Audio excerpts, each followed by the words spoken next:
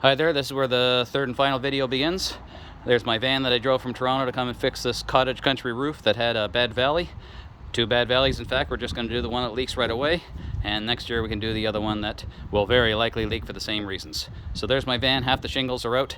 I may not need all these 18 bundles of shingles I bought. I brought half of them up there.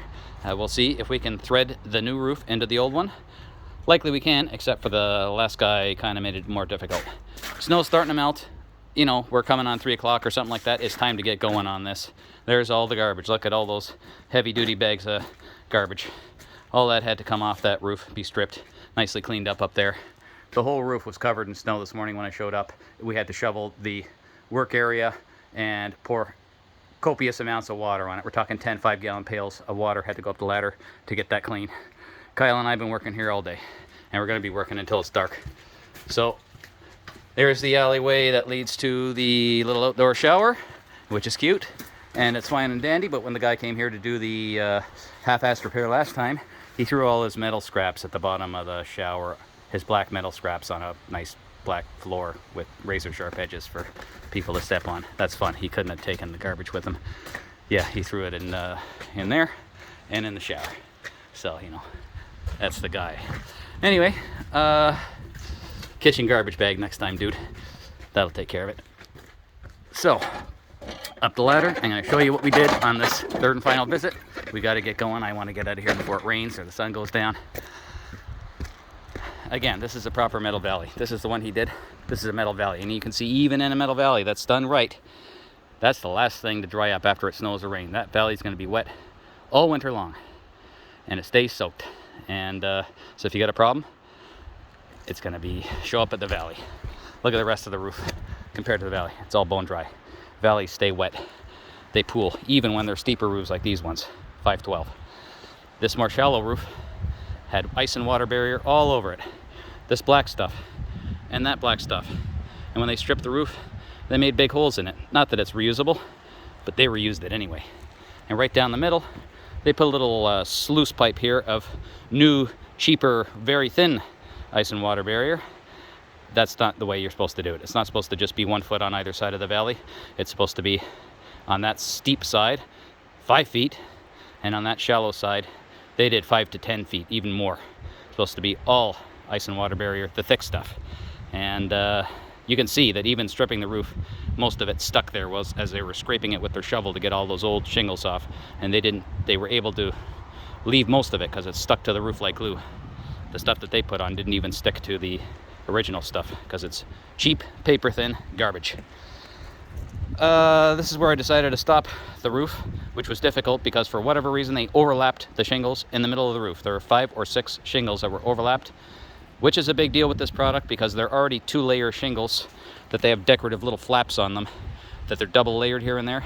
You're not supposed to overlap these shingles, especially anywhere near a valley and anywhere near an extra low slope roof like this one. Because you get a lump in the middle of the roof, and every one of the nails that were in an overlap were rusty. Right to the tip, they were rusty. That means water was going down them. And you could say, well, weren't all the nails rusty? No, just the nails that were in the overlap ones. All the other nails that they used were nice, shiny, brass nails. Not unlike these. Then that's a nail head of one of the nails they used. That whole nail should have been like that. But only the nails they used that went in overlapped shingles, for whatever reason they overlapped them, we know not to do that, they got rusty. That means water was dripping through them. This whole roof is insulated underneath with spray foam insulation. Indicative by, you can see this hole that they made in the ice and water. Again, not a big deal that they made a hole because you're supposed to put new stuff on top or strip the old stuff. You can see the insulation there, and that makes it even harder to decipher where the leak is because you can have a leak here and it can run across that styrofoam spray insulation all the way to the other side of the roof. We can never figure out where the roof leak actually was. So, what did they do wrong? Again, they put one piece of ice and water barrier here, 1 foot or so, 1.5 foot, give them the credit, on either side of the valley, when it should have been this whole area should have had new ice and water barrier, not this product, a thicker product. And they should have done it from here at least 3 to 6 feet this way, at least, like they did last time. This is 6 feet from there to there, and they didn't do that. And they overlapped these shingles for whatever reason.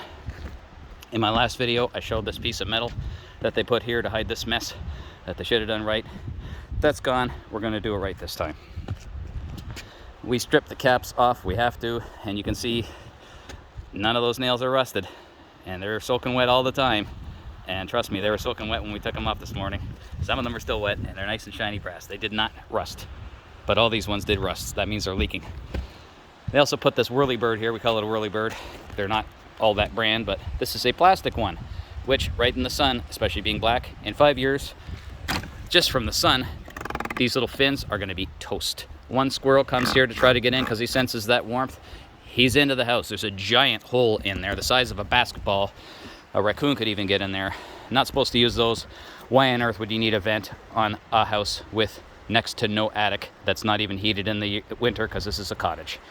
There's your scenic vista, by the way. That's all the snow that was on this roof. This roof, you couldn't even see a shingle this morning.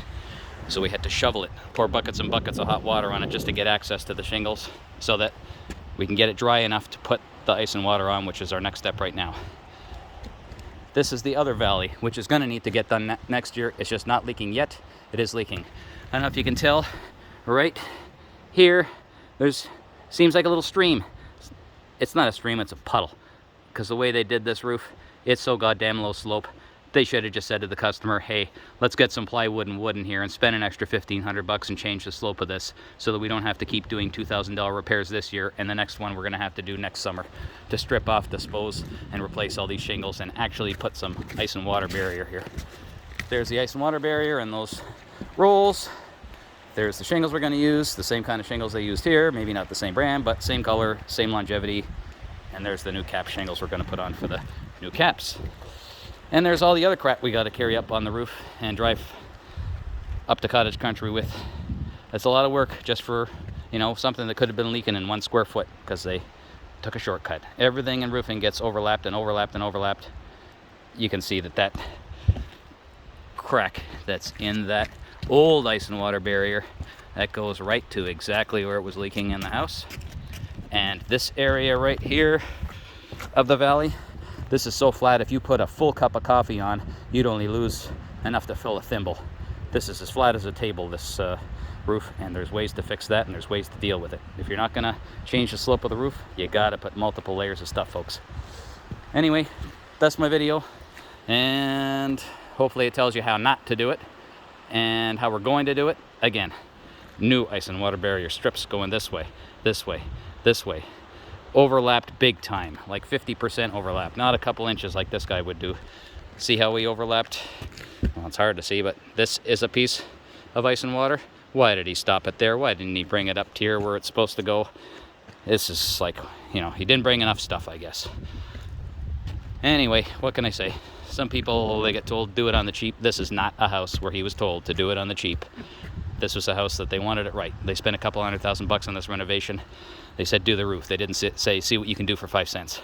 This guy saved $100, cost them thousands. Leaking inside of the house, countertop wet, floor wet, chairs wet, all that kind of stuff. Every time it rains, not just once in a while, every time it rains, it gets wet inside the house, all because of a shortcut. This is a brand new roof. Here's the neighbor's roof. I'm gonna hop over there. It's a piece of crap. That roof's 30 years old. Doesn't leak at all. Not at all. Because it's not a low slope roof. You can get away with murder on not a low slope roof. These guys know it's a low slope roof. They're supposed to put multiple layers. Anyway, that's it. Gonna call it quits at the 9-minute point. Enjoy.